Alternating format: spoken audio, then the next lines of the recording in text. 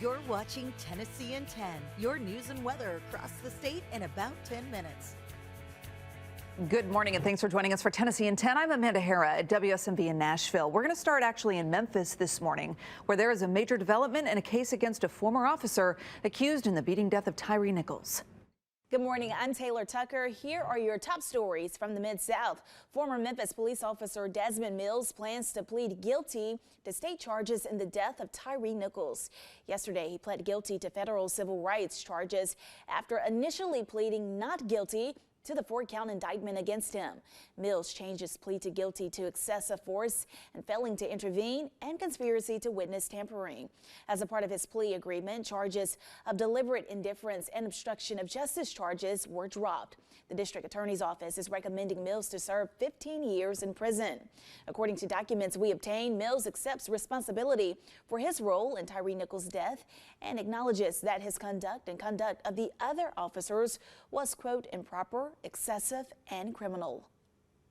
We expect him to continue to fully cooperate, answering all questions truthfully, testifying to his role in the incident and what he saw the other defendants commit at the same incident. And if he deviates from that, if he does not cooperate, or if he provides anything less than truthful testimony, then the deal is off. Now, this agreement requires Mills to provide interviews and possibly testify as a witness for the state. Mills will not appear with the other officers charged. The remaining 4 are expected back in court on Monday. And more developing stories we're also following. Civil rights attorney Ben Crump is representing the family of Dion Byrd. Authorities say 25-year-old Byrd was stabbed by a fellow inmate inside a holding cell at 201 Poplar. This was after making a court appearance last week. In a statement about conditions in 201 Poplar, Crump said, in part, quote, drastic and immediate changes must be made so that no one's son has to die unjustly, like so many there have. Those are your headlines from the Mid-South.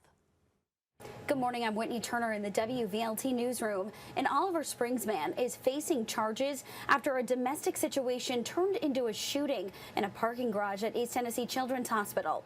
Knoxville police say Matthew Green was assaulting a woman Wednesday night in the hospital's parking garage. His son shot him in the leg after warning him several times to stop.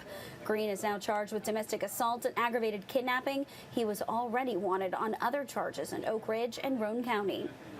And a Knoxville man is facing charges for his role in the January 6 riots at the U.S. Capitol 2 years ago. The Department of Justice says surveillance footage shows Michael Taylor Roberts fighting his way into the Capitol building. He's now charged with felony civil disorder along with other misdemeanor offenses. And with Dollywood's Fall Harvest Festival officially over, you may find yourself asking, what happens to all those massive pumpkins at the park? Well, as it turns out, Dollywood donates most of its normal and colossal pumpkins to Zoo Knoxville. This year, that was a whopping 20,000 pounds of pumpkins, all for the animals to munch on.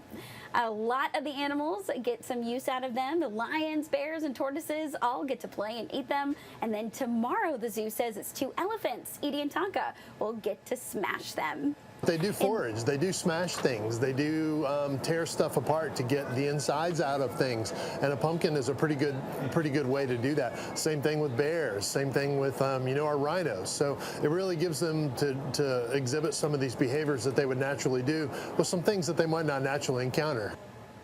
The zoo says they got 10 pumpkins weighing nearly 1,000 pounds each from Dollywood this year, as well as some other small ones for the animals to enjoy. In the WVLT newsroom, those are your top headlines around East Tennessee. Well, families across Tennessee are struggling to make ends meet. It got so bad for a Nashville father, he was actually living in his car with his children and visiting a food bank. In fact, Vanderbilt says more than 40% of families report trouble putting food on the table. That's up almost 10% from 2021. A large number of families say the cost of groceries have caused them to change their spending habits. That single father says he was forced to find help. Food has got so high when you go to the store or anything like that, that's the reason I would have to go to the food bank to get that help too. So a grocery tax holiday that was in place to help Tennesseans save money, that ended on Halloween. But a lawmaker, a state rep, wants to end grocery tax for good and is planning to roll out proposed legislation later this month. Well, Tennessee's Attorney General is investigating McCamey Manor. It's an extreme haunted house in Summertown that offers a $20,000 prize if you make it all the way through to the end. But you've got to sign a 40-page waiver to enter. And the AG's office says they have some concerns about this. They say there's no way to stop the tour, you can't see the waiver beforehand, and there's no proof of a prize.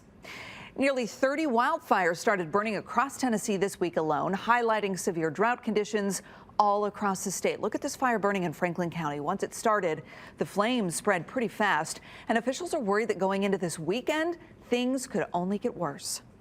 Then conditions can get a little bit dicey, where if you do have some wind pickup, you might get an ember that blows over away from you, and you have a wildfire on your hands.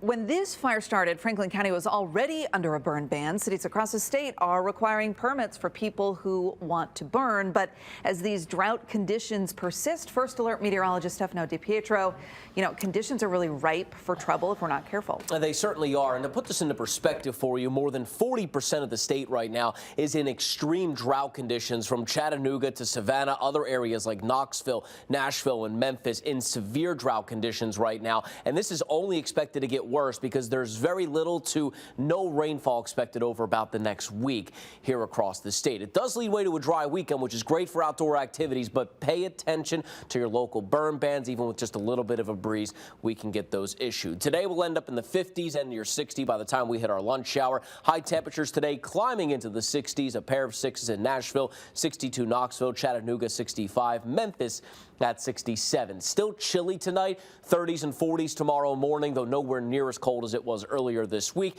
You'll still probably need a couple of extra layers if you're headed out early in the morning. The warm-up continues through the afternoon, 60s and the lower 70s. A few fair weather clouds, but plenty of sunshine otherwise. Your weekend preview is looking great. Both Saturday and Sunday, a few clouds, but warm in the 70s, and looks like we have the green light for any and all outdoor activities, Amanda. All right, looking good for the weekend. Stefano, thanks. Thanks for joining us for Tennessee in 10. I'm Amanda Hera at WSMV in Nashville. We hope you have a great day and a great weekend. We'll see you back here Monday morning.